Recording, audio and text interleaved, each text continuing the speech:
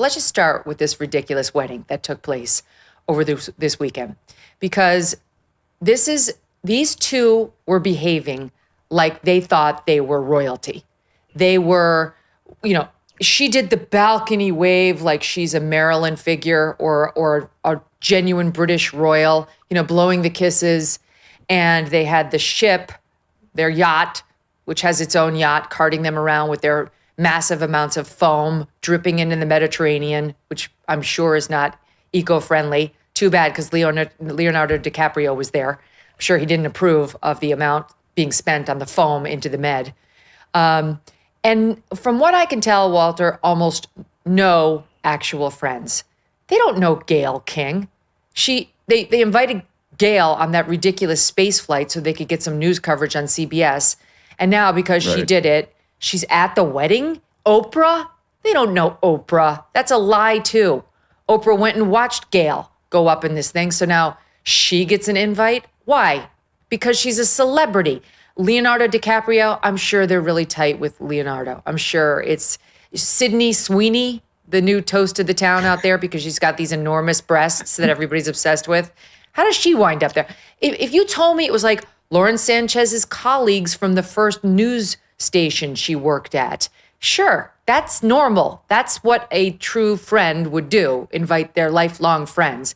Or Jeff Bezos when he first opened Amazon. Yeah, okay, I get it. Even Bill Gates was there. I'll give him that one. Huge fellow tech titan.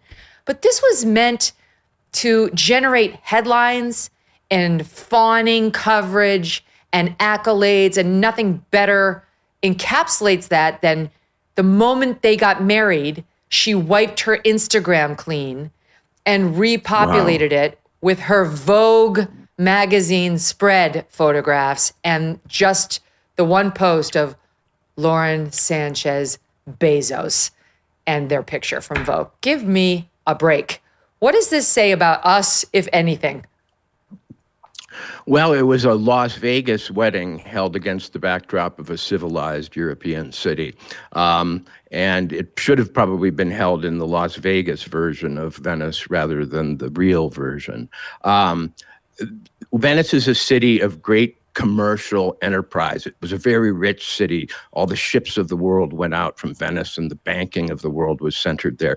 So this is an attempt to take over with the new class the sort of old world charisma of this wonderful place. Everybody looked tacky. As you say, the guest list seemed to have been chosen by a PR firm. Where was his little league coach, his favorite professor, the guy who stuck with him, like you say, in the early days of business when nobody thought he was going to be a big deal? It was impersonal. It was tacky. It was expensive. It made a lot of money, strangely, for his nemesis, Elon Musk, because most people used X to tune into this thing. So he spent $50 million, and I think Elon made 50. But the great irony, and it's only known to somebody overeducated like me, is that the ruler of Venice and the great palace of Venice was called the Doge. Remember that?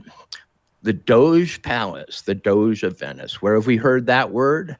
I think that Elon and Jeff are, as they are in space, engaged in a coded confrontation, competition with each other beyond all of our heads to be, the world's billionaire. And Jeff, after Elon had a rather unpopular run recently with some people and a very popular with others, Jeff has sunk to the bottom of that ranking as far as I'm concerned. Mm-hmm. I look at Lauren Sanchez and I think this is somebody who in another life and many years ago in her life, I could have been friends with. She's a journalist. She's a helicopter pilot. She was, moving up the ranks in the journalism business, and that's great. I mean, that's somebody who I have got lots of friends in the journalism business. And then there's another strain of Lauren Sanchez, which seemed to be a person determined to marry or date her way into fame, a fame she was unable to achieve as a journalist, as a news cast her. No one knew who the hell she was. She wasn't famous. She didn't make it on any sort of national level, but she married some famous, or was with, I'm still unsure, some famous professional athlete. Then she married the co-head of WMG, the Ari Emanuel firm. Here's yet another one of her Vogue photos in her underwear. Right. Because we all celebrate our weddings, Walter, by posing first our wedding dress, then in our underwear with just a peek of breast in the photo. Not sure how I celebrated mine.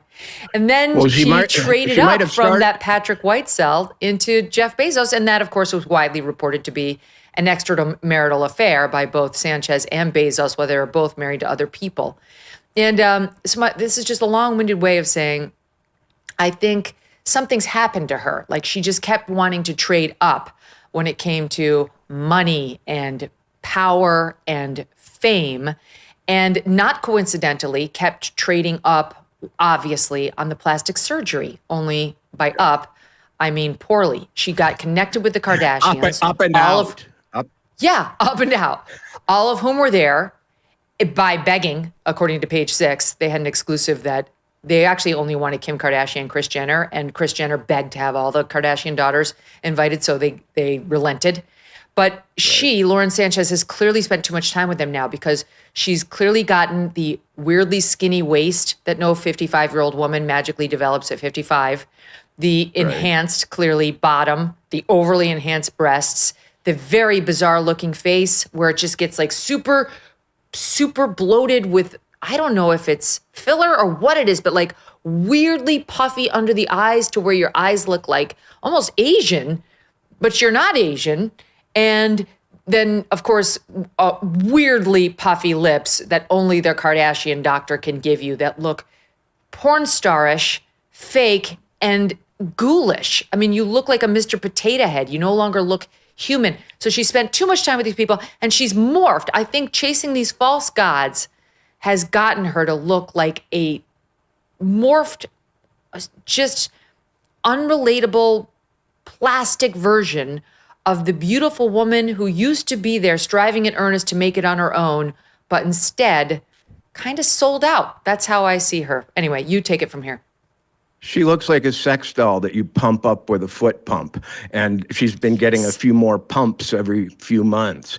But he's a pretty augmented character himself. You know, Jeff was a skinny Princeton nerd when he started Amazon, and now he's a beastly man, man monster with huge guns and, testosterone-infected gaze and a very, how can I put it, lordly alpha manner. So I think they're both now they're doll fantasies of themselves. It was like watching them.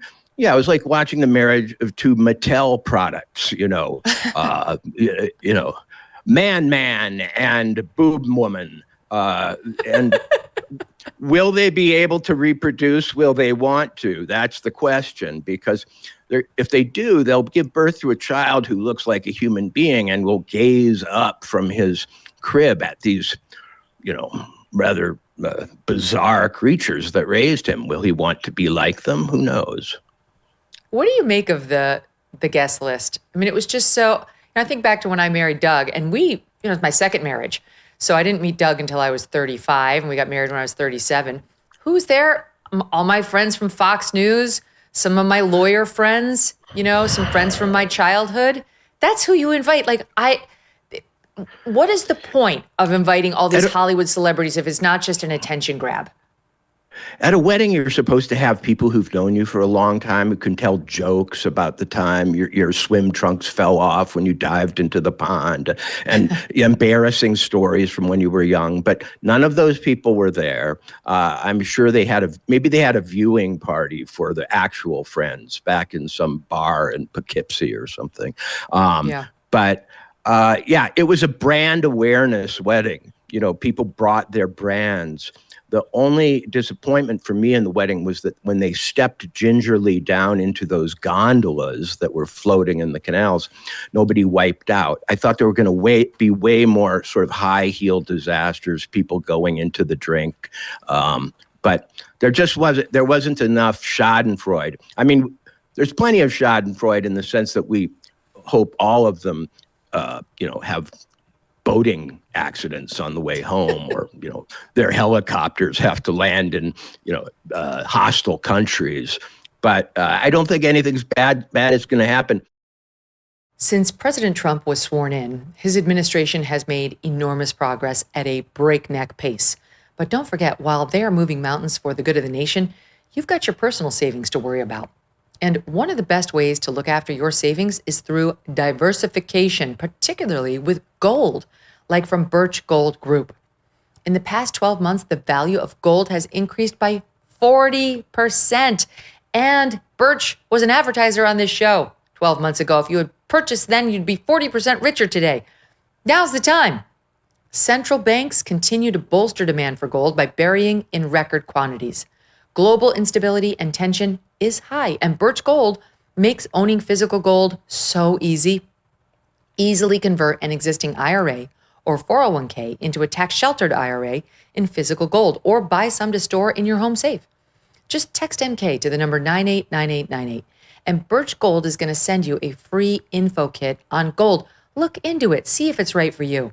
There's no obligation, just useful information to help you make a decision. With an A+ rating, with a Better Business Bureau, and tens of thousands of happy customers, take control of your savings today. Text MK to 989898.